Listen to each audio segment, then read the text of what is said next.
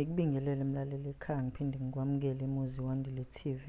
Ngiyathemba uyaphila lapho ukhona. Bengicela-ke mlaleli upresse u-subscribe button. I-support yakho ngingayijabulela kakhulu, ngiyithokozele ukuze ngizokwazi ukuphinde futhi ngikubuyele nezinye iy'ndaba ezingenayo-ke manje zithi u-Adetshina owayefinyelele kowamanqamu ku-Miss SA usehoxile emqhudelwaneni.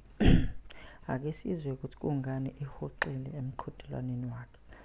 Usehoxile emqhudelwaneni wonobuhle uMiss SA osesikhungweni sezindaba ezithinta ubuzwe bakhe.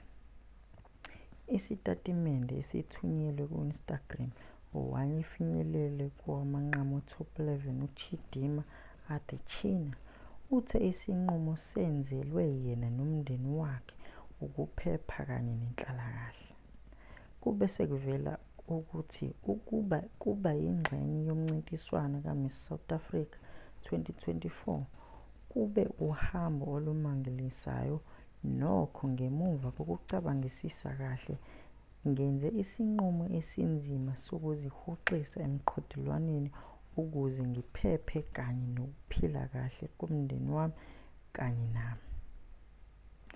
Ngokusekelwa uMiss South Africa Organisation, ngihamba nginenhliziyo egcwele ukubonga ngalesi sigameko esimangalisayo, kubhala yena.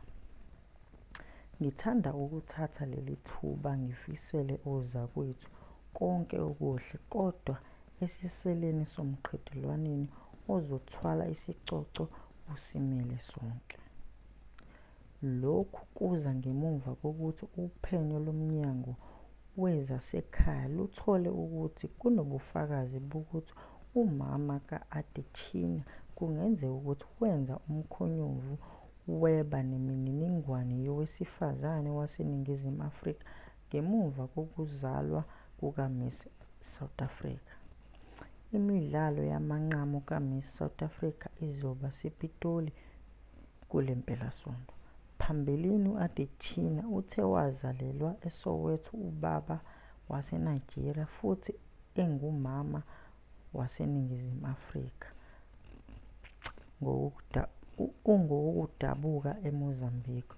Umhlaziyi wezomthetho uShaun ukholelwa ukuthi umnyango wezasekhaya bekumele ubambe noma yimuphi umkhonyovu obekwenzeka ngesikhathi umama efaka isicelo sokuthola isitifiketi sokuzalwa.